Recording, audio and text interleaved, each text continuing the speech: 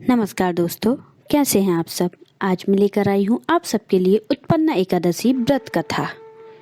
गुरु ब्रह्मा गुरु विष्णु गुरुदेवो महेश्वरा गुरु साक्षात परब्रह्म तस्मै श्री गुरुवे नमः।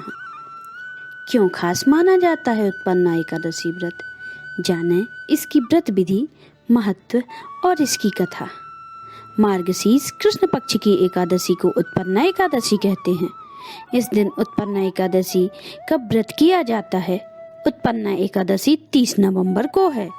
धार्मिक मान्यताओं के अनुसार जो व्यक्ति उत्पन्ना एकादशी का व्रत करता है उस पर भगवान विष्णु जी की असीम कृपा बनी रहती है। पौराणिक शास्त्रों में भी सभी व्रतों में एकादशी व्रत को महत्वपूर्ण बताया गया है। शास्त्रों के अनुसार एकादशी एक देवी हैं जिनका जन्म मार्गशीर्ष कृष्ण पक्ष की एकादशी तिथि के दिन भगवान विष्णु जी से हुआ था। मान्यता है कि यह एकादशी के व्रत करने से मोक्ष की प्राप्ति होती है और व्रत करने वालों के सभी पाप मिट जाते हैं। उत्पन्ना एकादशी व्रत विधि। एकादशी के दिन सुबह उठकर व्रत का संकल्प कर शुद्ध जल से स्नान करना चाहिए। इसके बाद धूप दीप नैवेद्य आदि 16 सामग्रियों से भगवान श्री कृष्ण का पूजन और रात को दीपदान करना चाहिए। उत्पन्ना एकादशी की रात भगवान विष्णु का भजन कीर्तन करना चाहिए। व्रत की समाप्ति पर श्री हरि विष्णु से अनजाने में हुई भूल या पाप के लिए क्षमा मांगनी चाहिए। अगली सुबह यानी द्वादशी तिथि पर पुनः भगवान श्री कृष्ण का पूजन कर ब्राह्मणों को भोजन कराना चाहिए। भोजन के बाद ब्राह्मणों को क्षमता के अनुसार दान देकर विदा करना चाहिए। उत्पन्ना एकादशी का महत्व। धर्मराज युधिष्ठिर कहने लगे कि हे भगवान, मैंने कार्तिक शुक्ल पक्ष एकादशी प्रबोधिनी एकादशी का विस्तार पूर्वक वर्णन सुना। अब आप मुझे कृपया करके मार्गशीर्ष माह के कृष्ण पक्ष की एकादशी के विषय में भी बतलाइए। इस एकादशी का क्या नाम है तथा इसके व्रत का क्या विधान है, इसकी विधि क्या है, इसका व्रत करने से किस फल की प्राप्ति होती है, कृपया यह सब विधि पूर्वक कहिए।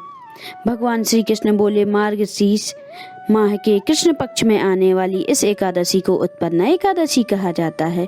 यह व्रत शंखोद्वार तीर्थ में स्नान करने के भगवान के दर्शन करने से जो फल प्राप्त होता है उसके पुण्य के बराबर मिलता है। व्रत करने वाले भक्तों को चोर, पाखंडी, परस्त्रीगामी, निंदक, मिथ्याभाषी तथा किसी भी प्रकार के पापी से बात नहीं करना चाहिए। इसका महत्व मैं तुमसे कहता हूँ, तुम ध्यान पूर्वक सुनो। युधिष्ठिर कहने लगे, हे भगवान, आपने हजारों यज्ञ और लाखों गोदानों को भी एकादशी के बराबर नहीं बताया, सो यह तिथि सब तिथियों से उत्पन्न कैसे हुई बताइए। भगवान कहने लगे, हे युधिष्ठिर, सतयुग में मुर नाम का दैत्य उत्पन्न हुआ। वह बड़ा बलवान और भयानक था।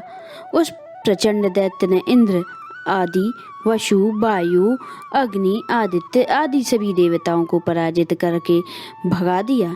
तब इंद्र सहित सभी देवताओं ने भयभीत होकर भगवान शिव से सारा वृत्तांत कहा और बोले, हे कैलाशपति, मुर दैत्य से भयभीत होकर सब देवता मृत्युलोक में फिर रहे हैं।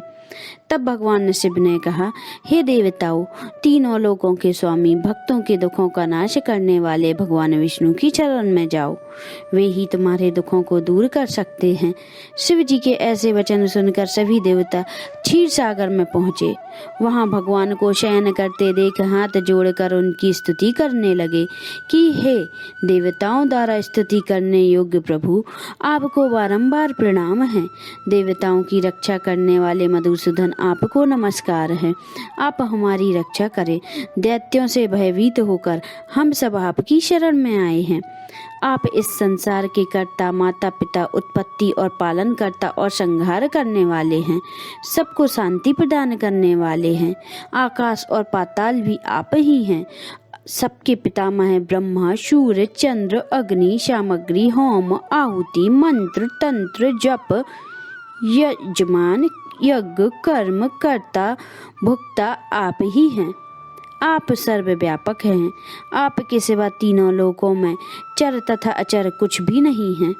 हे भगवान, दैत्यों ने हमको जीतकर स्वर्ग से भ्रष्ट कर दिया है और हम सब देवता इधर उधर भागे भागे फिर आप उन दैत्यों से हम सब की रक्षा करें।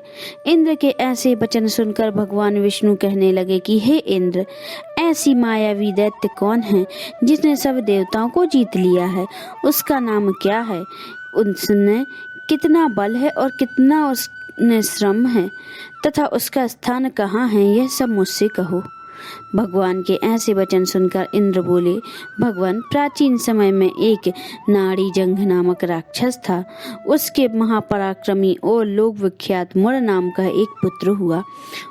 उसकी चंद्रावती नाम की नगरी है।